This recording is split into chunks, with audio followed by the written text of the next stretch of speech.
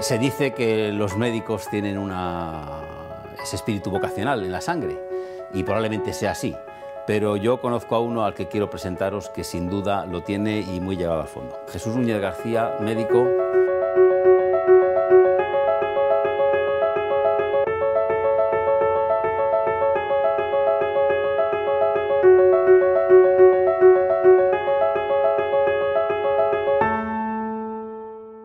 Jesús, tú estudiaste medicina en Madrid.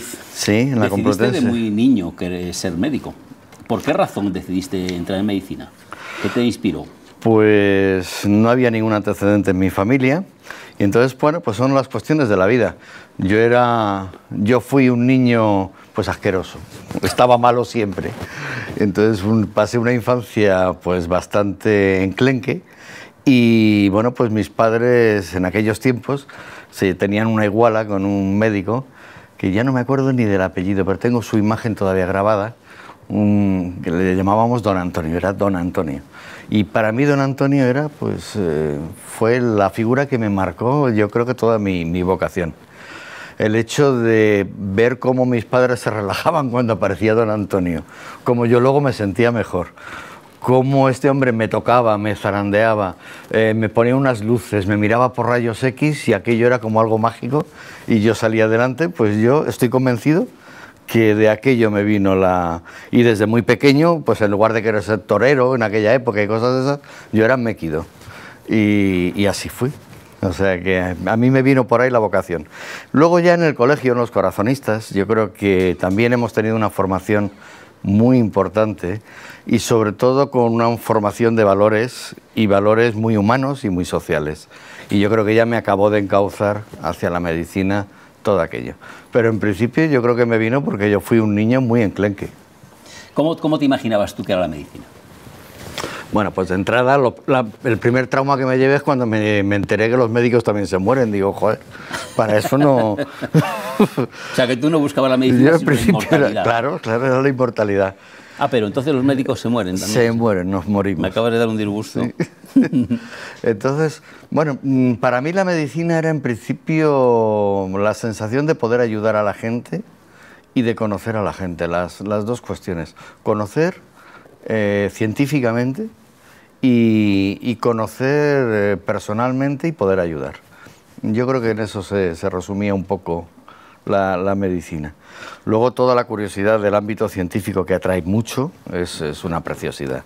Desde el funcionamiento de una mitocondria hasta de una célula, hasta el funcionamiento de una mente humana y el funcionamiento del hombre en sociedad y cómo se afronta la vida, cómo se afronta la enfermedad, cómo se afrontan los miedos. Bueno, pues es apasionante. Eso de que llegas con tu título debajo del brazo y tu MIR hecho, etcétera, etcétera, y afrontas tu primer o uno de tus primeros pacientes, ¿no?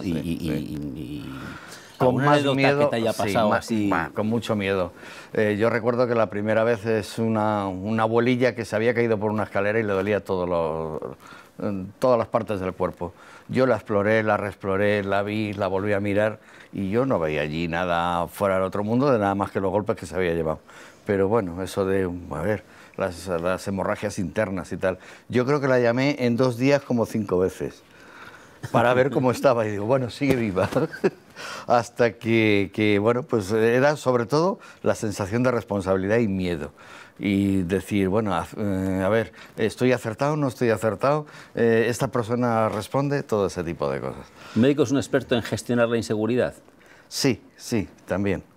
Y fundamentalmente, es decir, vamos a ver, yo creo que el médico tiene que aunar 2 cosas.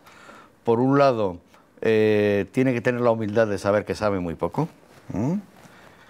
Y por otro lado, no puedes manifestar la inseguridad al paciente porque lo hundes. Es decir, una persona enferma es una persona que está llena de incertidumbres y de miedos, en cualquier sentido. Entonces, tú tienes que poderlo acompañar y guiar.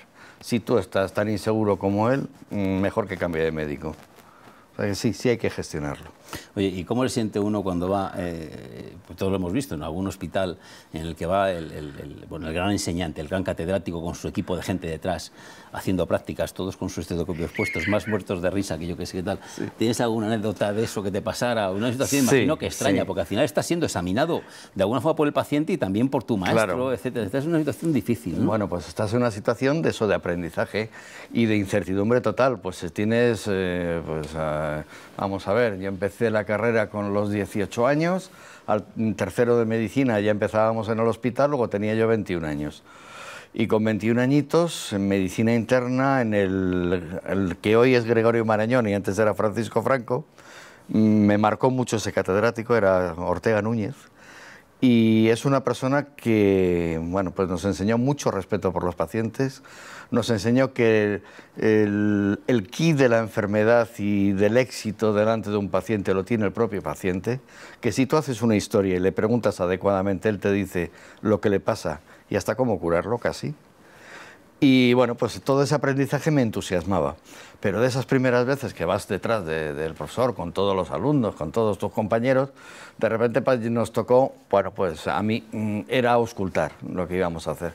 Y a mí me tocó una señora realmente exuberante, muy mayor, una mujer pues que si habéis visto la película Marcor, pues con unos senos tremendos. Y yo aquello no sabía por dónde meter el fonendo. Y entonces él estuvo auscultando y nos estaba explicando lo que se oía y los ruidos que se oían.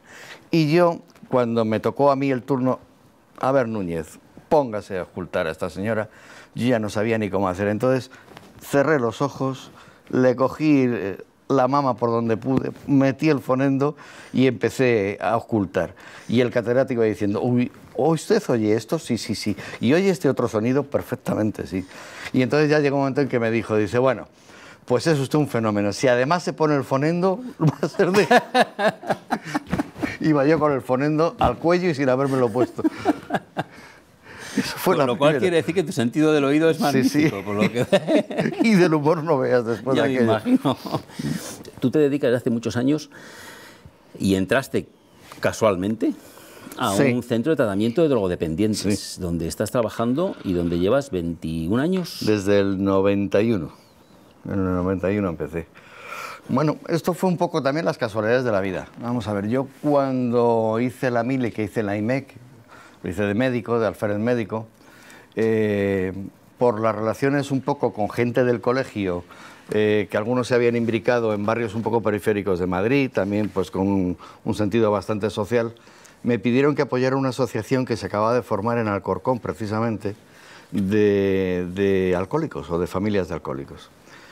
Y bueno, pues yo salía del cuartel por las tardes y me iba para Alcorcón, pues 2 o 3 veces por semana, para, bueno, pues apoyar a esta gente. Ahí fue mi primer trato con algún tema de adicciones. Que la verdad, yo de la carrera salía con muy poca idea de lo que era una adicción en principio. Y luego te toca leer y leer y leer y leer y empaparte. Y eso fue un poco porque duró lo que me duró la mili y luego ya no seguimos en aquello. Yo me casé pronto, muy pronto. Mi mujer, la que es mi mujer, de novios tuvimos un accidente importante. Y a mí, yo que era de los que no me iba a casar sin un trabajo fijo y sin tal, pues vi que la vida no la podía uno dominar totalmente. Y detrás de ese accidente de tráfico muy importante, que estuvo meses muy mal, pues nos casamos al poco de acabar la mili. Y entonces ahí es cuando empecé ya pues con todo el tema de suplencias, de trabajos, de tal. Y estando en Arganda, en una clínica privada de Arganda, con una compañera psicóloga que también pasaba allí consulta, resulta que su hermano le habían ofrecido en Leganés la posibilidad, se había quedado una vacante de una unidad de tratamiento de toxicómanos que se estaba formando por aquellos entonces, se empezaron a formar en el 89-90. En Leganés llevaban menos de un año todavía formado y habían perdido al médico, les había salido otra cosa y se había ido al médico que estaba. Y al hermano de esta compañera se lo ofrecieron y él dijo que no, que era un tema que no le apetecía y que... Yo, pues con mi recuerdo bueno, además del tema del Alcorcón de los alcohólicos, dije, pues a mí no me importaría en absoluto.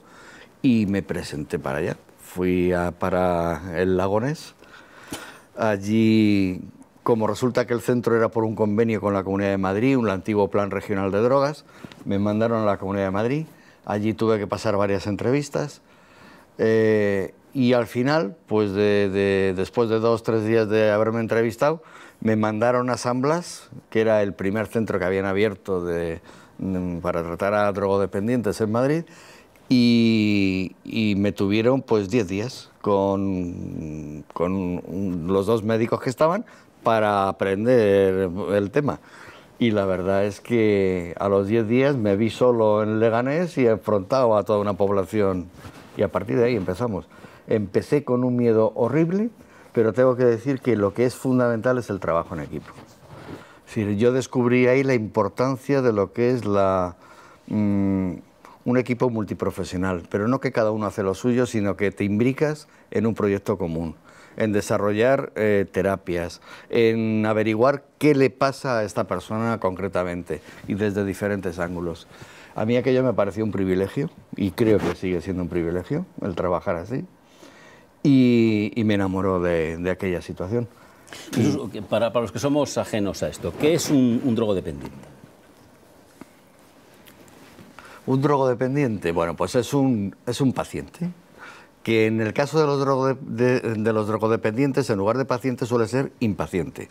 O sea que nosotros, los médicos que nos dedicamos a esto, más que pacientes tenemos impacientes, porque lo quieren todo ya, inmediatamente, cuando deciden algo, ¿no?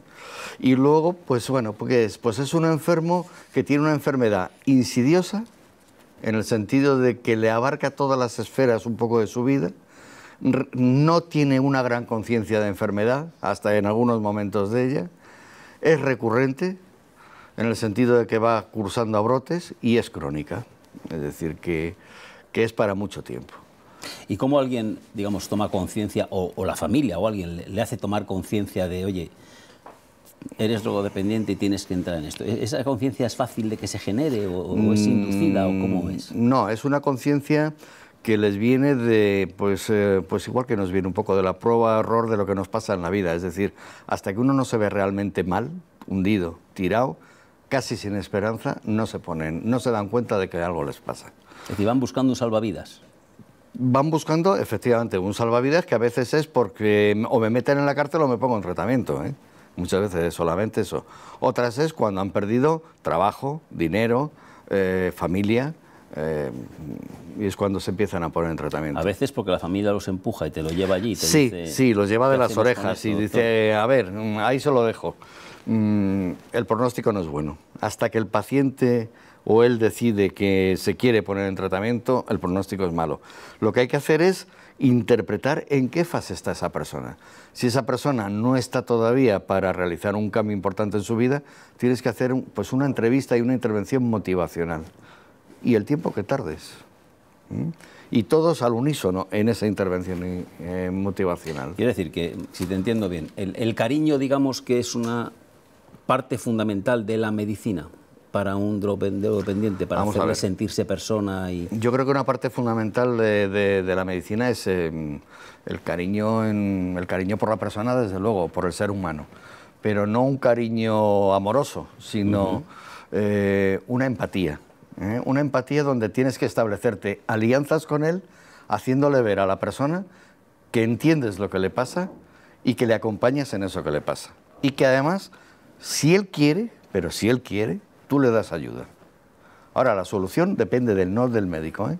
Pero a veces te ve como un enemigo cuando llegas allí. Sí, al principio, y bueno, pero porque también te intentan manipular. La misma enfermedad lleva consigo un cierto grado de manipulación. Si usted no me receta, si usted no me da, me está obligando a consumir. Bueno, ¿es un chantaje? Sí, chantaje emocional es muy... ¿Y cómo lo resuelves esa situación? Bueno, pues con humor muchas veces con humor, y desde luego el humor exorciza muchas situaciones de esas, y luego ya la misma experiencia te hace saber manejar esas situaciones sin ningún problema. De hecho, la gente piensa que es un mundo muy sórdido y tal, y sin embargo, donde menos peleas, donde menos problemas suele haber es en los centros, precisamente, que nos dedicamos al tratamiento. Alguna vez hay, pero dan más problemas fuera de los centros que en los centros, ya, que en las consultas. Y bueno, pues los médicos de cabecera somos un desahogo para ellos, porque muchas veces les están manipulando a los médicos de cabecera y cuando saben que hay un centro donde te lo pueden mandar, se desahogan muchísimo. Es la liberación, sí, sí, sí. de alguna forma. Oye, cambiando un poco de tema y hablando de tu profesión en general, ¿alguna vez has tenido sentimiento de fracaso? Muchas veces. Es decir, yo creo que cada vez que se ha muerto un paciente es un fracaso, aunque tienes que tenerlo bastante asumido. Ya de entrada, cuando te sitúas en la profesión médica, sabes que puedes ganar batallitas, pero que la guerra la tienes perdida, en el sentido de que si tú te planteas la vida o no vida, la tienes perdida, siempre vas a acabar perdiendo. Ahora, en todo ese camino hay muchas metas que pues, se pueden conseguir. Desde la reducción del daño hasta multitud de objetivos que te puedes plantear con los pacientes. Pero con el caso de dependientes realmente recomponéis una persona. Sí, hay que recomponerla de alguna forma, pero se recomponen ellos, es decir, no me puedo yo atribuir el hecho de que yo le voy a recomponer. Ayudáis es un equipo que después de analizar y de seguir analizando y de hacer un seguimiento, vamos viendo qué es aquello que necesitaría esta persona. Desde el manejo del dinero, que cuando uno está dependiendo de una sustancia, el dinero es solamente un útil para consumir, no sirve para comer, no sirve para vestirse, no sirve para educar a tus hijos, nada, es solamente para consumir. Desde eso hasta cambiar de amistades, cambiar de trabajo, es decir, mil cosas. Tú tuviste, y es un tema que sé que te dolió mucho, aunque lo tienes superado, tú tuviste que afrontar una situación muy difícil en tu vida, que fue una enfermedad de tu hijo. Sí, una enfermedad grave de mi hijo pequeño. ¿Y tú cómo y estuve en un tris de dejar medicina con ello. Como médico, ¿cómo te sucedió aquello? ¿Cómo te sentiste en esa situación? Pues por un lado muy culpable, es decir, tuvo un cáncer de testículo, un cáncer embrionario, con 11 meses, y a mí me pilló además en una guardia cuando dio la cara. Entonces le dije a mi mujer, llévatelo. Yo en aquel entonces estaba en Coslada. Y lo que más cerca nos quedaba en casa era el Hospital del Niño Jesús. Digo, vete al Hospital del Niño Jesús, que ya en cuanto yo arregle mi sustitución me voy para allá. Bueno, pues allí en el hospital nos dijeron que era un hidrocele a tensión en principio. Y bueno, pues me lo volví a casa. Yo no me quedé, reconozco que no me quedé satisfecho, pero por otro lado pues dije, bueno, pues vale. En aquel tiempo mi mujer se operó de varices y entonces estuvimos 20 días, yo metido en el hospital con él, entre el resto de los hijos, porque este era el cuarto. La verdad es que no tenías tiempo para mucho y lo dejé un poco sin ver. Y ya cuando de repente a los 20 y tantos días le vuelvo a ver el testículo, digo, pero, joder, esto no me gustará, y me fui a La Paz. Y ya no salimos de La Paz en 4 años. Entonces, la situación de tener a mi hijo metido en La Paz, en situaciones, bueno, pues a veces muy precarias y muy peligrosas, y yo seguir pasando consulta, que además pasaba consulta de pediatría durante muchísimos años, con abuelas y madres desesperadas porque el niño tenía moquitos, cuando el mío lo tenía en la UBI, pues la verdad es que me costó, Dios y ayuda, el poder superar esa situación. Lo que pasa es que la acabé superando por un lado porque la medicina me ha gustado siempre y me seguía gustando, y por otro lado porque también me di cuenta que es que la enfermedad, la muerte, es parte de la vida y no hay que darle más vueltas. Y hay que saber afrontarlo, vivir es afrontar todo eso. Y bueno, pues a partir de ahí fuimos saliendo y bueno, hoy es el niño milagro. O sea, yo lo que pagué a toda la Seguridad Social, lo pagaré de mil amores toda mi vida. Consejo, que aunque se especialicen, que no pierdan nunca de vista a la persona en su conjunto, en su globalidad. Yo eso lo he aprendido en el campo de drogas. La importancia de la persona desde la familia, al trabajo, a su situación legal y a toda su situación anímica que le rodea.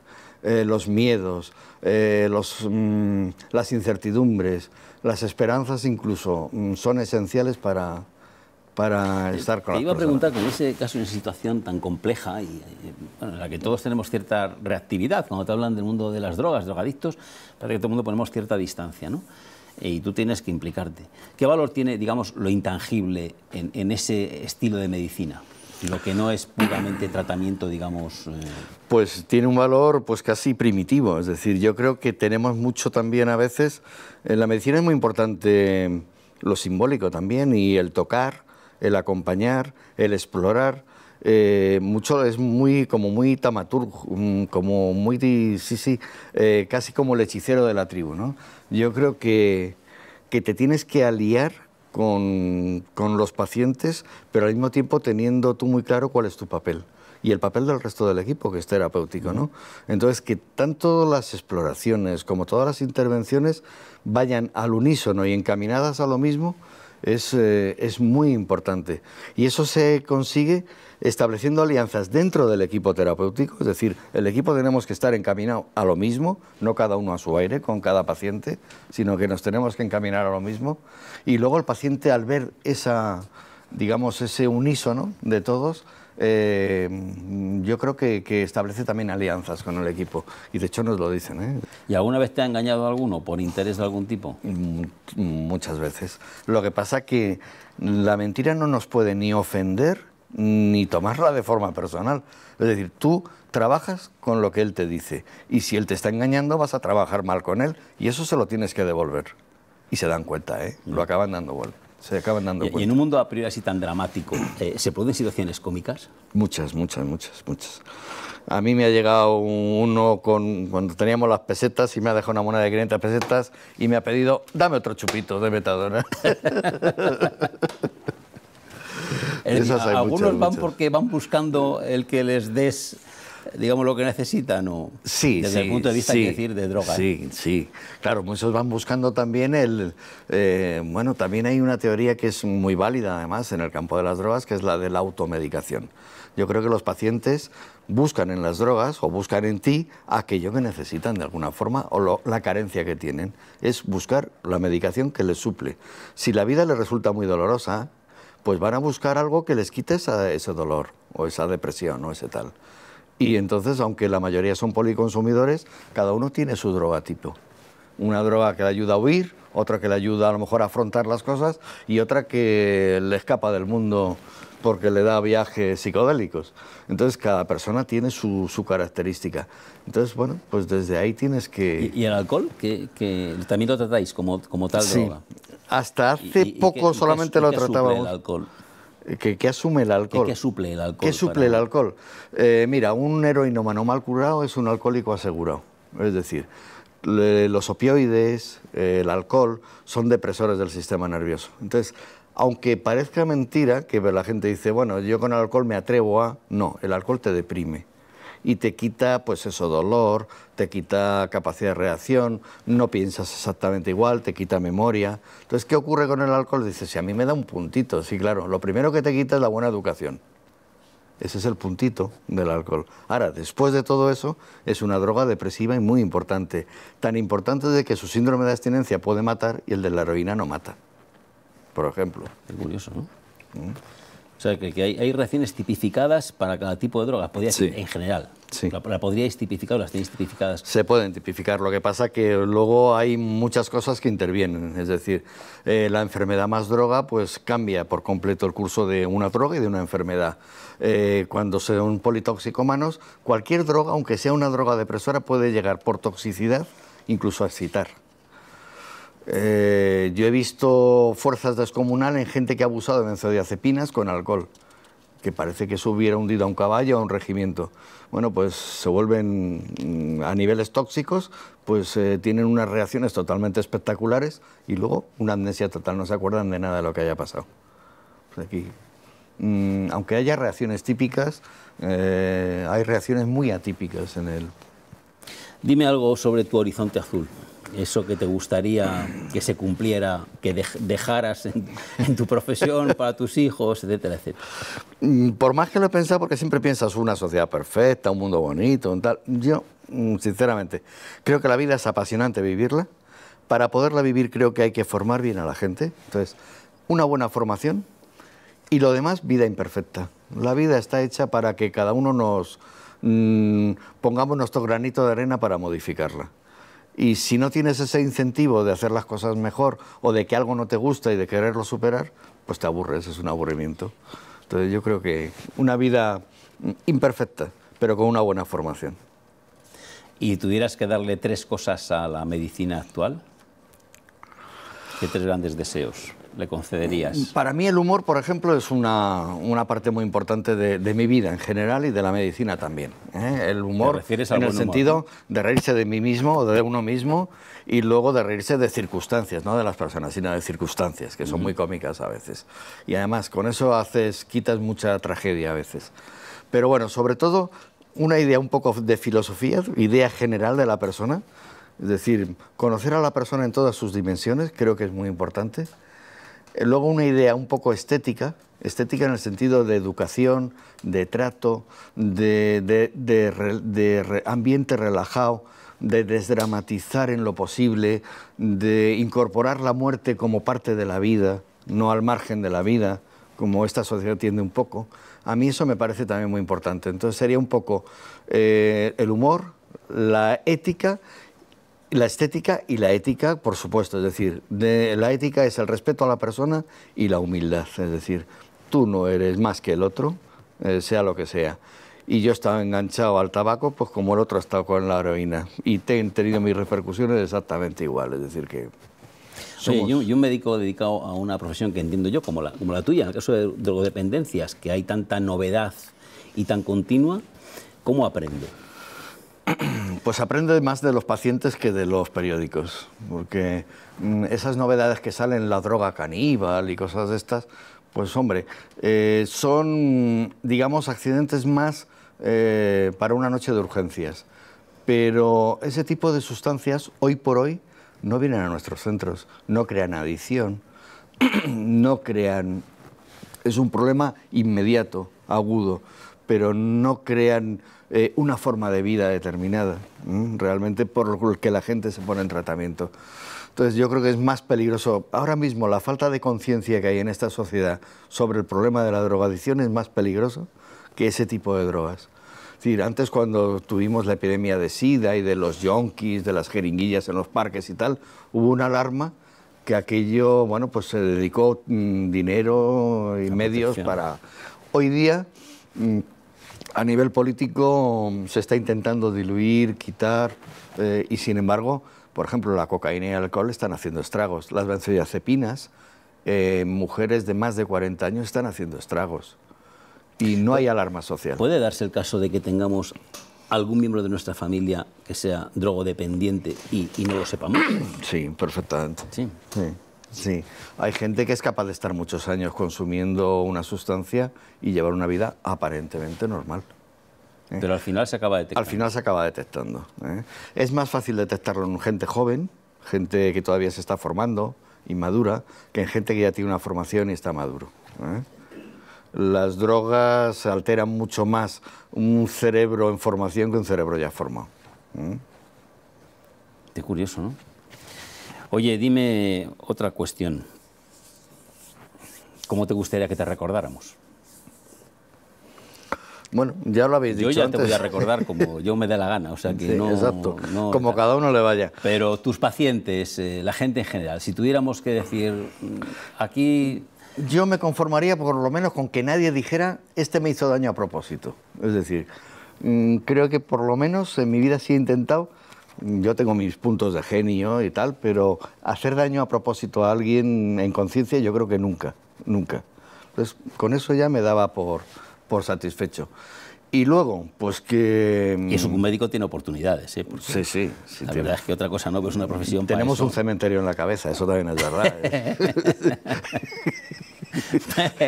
Pero eso de mandarle un pinchazo, preguntarle a uno, ¿a usted qué es lo que más le gusta? Y quitárselo luego, esto... Quitarle todo lo que a uno le gusta, no para que viva más, sino para que se le haga más larga las cosas. Eso produce una cierta satisfacción en el fondo, ¿no?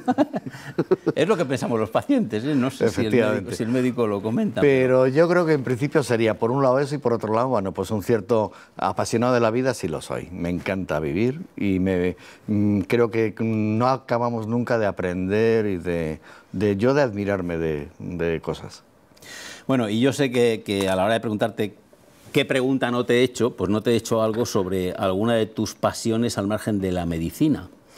Así sí. Que háblanos de alguna, porque también tienes alguna interesante y curiosa, ¿no? Bueno, pues casi tan fuerte como la medicina, incluso yo creo que a veces he pensado que sería capaz de dejar la medicina por ella, fíjate. Y es por el buceo, el submarinismo. Me vuelve loco. ¿Qué te aporta el buceo? Pues me aporta muchas cosas, desde una sensación de ingravidez en un mundo totalmente nuevo y diferente, a un aspecto científico de conocimiento muy importante. Es decir, es un medio que no es el tuyo, que tienes tus limitaciones y que tienes que aprenderlo para superar esas limitaciones. A nivel de broma te puedo decir, es la única actividad donde se paga por respirar, pero es verdad. Tienes que llevar el aire metido, entre otras cosas, ¿no? Pero desde una simple carie que te puede producir un accidente de buceo importante, porque se meta aire a presión y luego te rompa un molar, por ejemplo, es un mundo totalmente... ¿Y cuál es la clave del buceo? ¿O alguna de las claves del buceo? Mira, hay gente que bucea o hace submarinismo por lo que ve. Yo es por lo que siento. Es decir, yo puedo bucear en un charco y no ver ningún bicho, pero la sensación de ingravidez, de ser una gota más en el agua, de inmensidad, de volar casi con el pensamiento y volar a cámara lenta, eso no me lo quita nadie. Eso me parece... Y cuando haces inversiones complejas, y digo en equipo y con otras personas, bueno, ¿qué papel juegas respecto a...? Muy importante, es decir, en el buceo de entrada no se bucea solo. El que bucea solo lo hace mal y además se arriesga a morir. Pero en el buceo se establecen unas relaciones personales muy interesantes, porque no importa lo que seas o lo que hayas aprendido tal, sino... No te refieres a haberte encontrado ninguna sirena. No. Tu vida depende de tu compañero y la vida de tu compañero depende de ti. Todo lo tienes que resolver debajo del agua. Y todo es todo. Y lo más gordo puede ser que te quedes sin aire. Pero eso lo tienes que resolver. Y tú dependes de tu compañero y tu compañero de ti. Entonces se establecen unas conexiones interpersonales muy interesantes. O sea, que no es nada competitivo, claro, porque vas a la velocidad del que va más lento. Bajas a la profundidad del que menos puede bajar. Es decir, todo aquel que quiere yo más alto, más rápido, más tal, acaba ahogado y acaba o buceando solo. Es decir, no, en el buceo se establecen unas relaciones muy de equipo y muy vitales, muy intensas.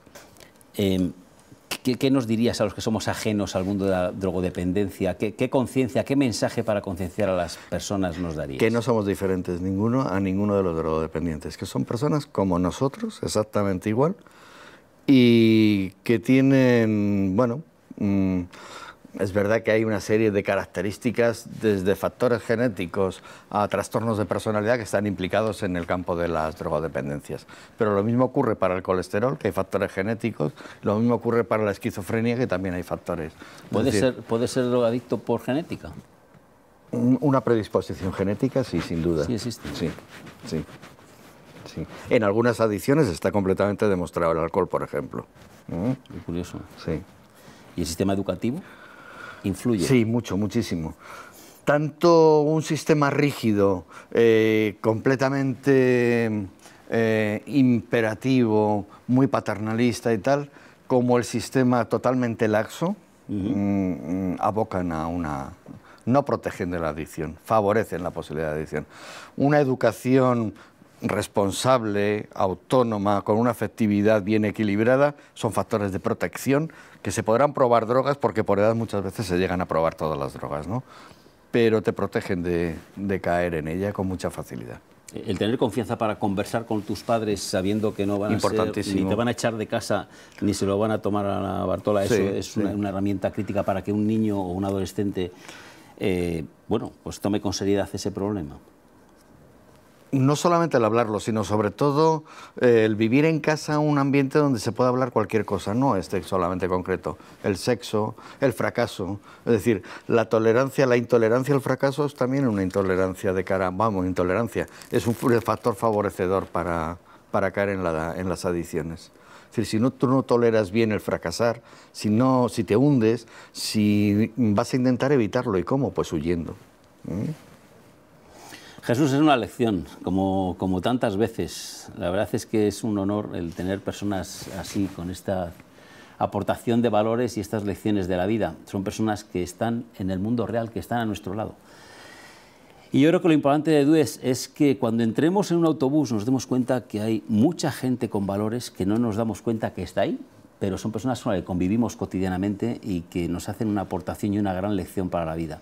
Personas de las que podemos aprender. A ti, Jesús, y igual que a todos nuestros invitados, y a ti especialmente, porque es tu turno ahora, te quiero hacer entrega de lo que es las preguntas que te hemos hecho y un regalo de un libro que es, bueno, pues otro tipo, es el Dislate en el Management, que es una de aquellas operaciones raras y situaciones cómicas que a veces nos suceden. Perfecto. Tú has hablado de comedia en tu trabajo, en mi trabajo, pues en el nuestro también los tenemos. Muy bien. Y espero que te lo leas si eres capaz. Muchísimas gracias. Y lo disfrutemos sobre todo muchos años juntos. Pues este se parece a uno del equipo, ¿eh? Jesús, muchas gracias y un abrazo muy fuerte.